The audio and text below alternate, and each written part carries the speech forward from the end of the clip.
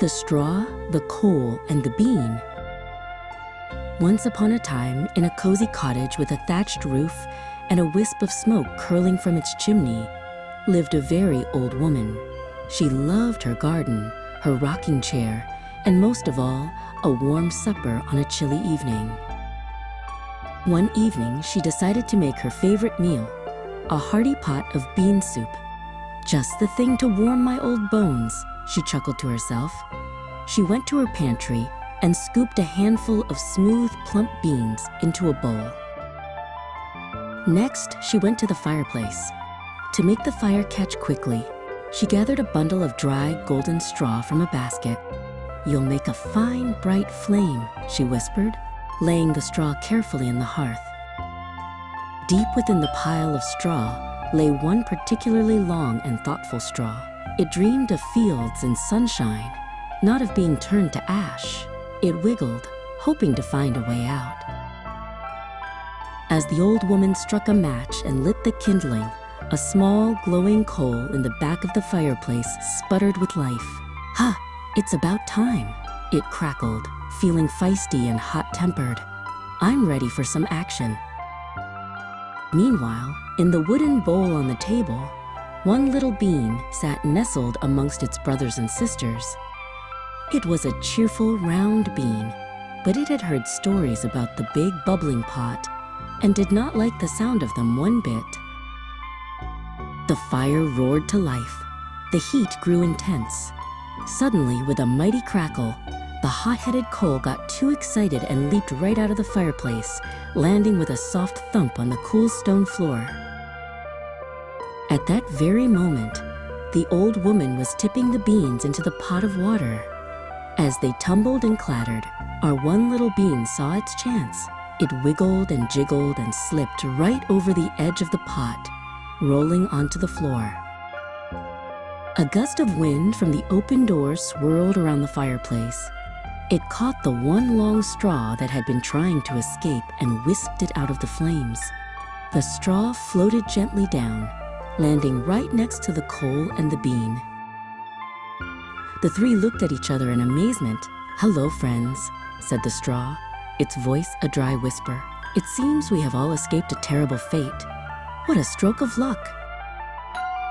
"Luck indeed," exclaimed the bean, rolling closer. "If I had stayed in that pot, I would have been boiled into mush by now. I much prefer being whole. Thank you very much."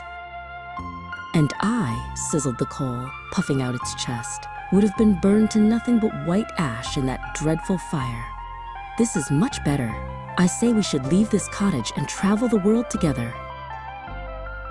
The straw and the bean loved this idea. A grand adventure. So the three companions set off. Their first challenge was crossing the vast, wide plains of the cottage floor. They carefully journeyed past the looming legs of a wooden chair. They found their way to a crack under the door and slipped out into the garden. To them, it was a jungle of towering green stems and enormous, colorful flowers. "Onward!" shouted the coal, leading the way. They met a busy ant carrying a crumb. "Be careful, little travelers," the ant warned. "The world is full of big feet and hungry birds, and stay away from the great rushing water at the end of the garden." "Pah!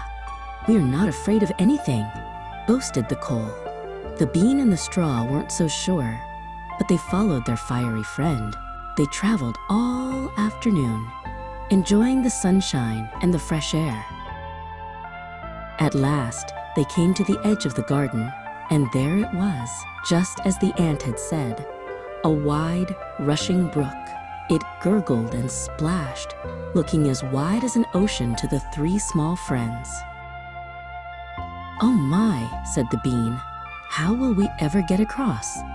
There was no bridge to be seen, and certainly no boat for one so small. They were stuck. But the straw, who was always clever and helpful, had an idea. "I can help," it announced proudly. "I am long and thin. I will lay myself across the water, from this bank to the other. You can walk over me like a bridge." It was a fine and brave plan. With a great effort, the straw stretched itself over the gushing water, its ends resting securely on both banks. It made a perfect, if wobbly, bridge. The coal, being hot-tempered and terribly impatient, didn't want to wait. "I'll go first," it declared, and it scurried onto the end of the straw bridge. But when the coal reached the middle of the brook, it made the mistake of looking down. The dark, swirling water rushed beneath it, and a sudden fear gripped its fiery heart. It stopped, frozen in terror, unable to move forward or back. But the coal was still glowing hot. As it stood there trembling, its heat began to burn the poor straw. FSSSST. With a sad sigh, the straw burned in half and broke.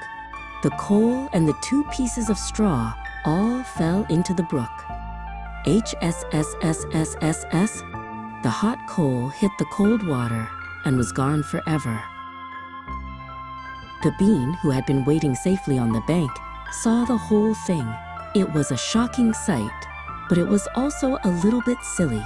The bean started to giggle, then chuckle, then laugh. It laughed so hard that, pop, its side burst right open. "Oh dear," it cried. Just then, a kind tailor happened to be walking by. He saw the poor bean and took pity on it. With his needle and a bit of black thread, he carefully sewed the bean's side back together. The bean was very grateful, and from that day on, every bean has a little black seam to remind it of a brave straw, a hot-headed coal, and a grand adventure.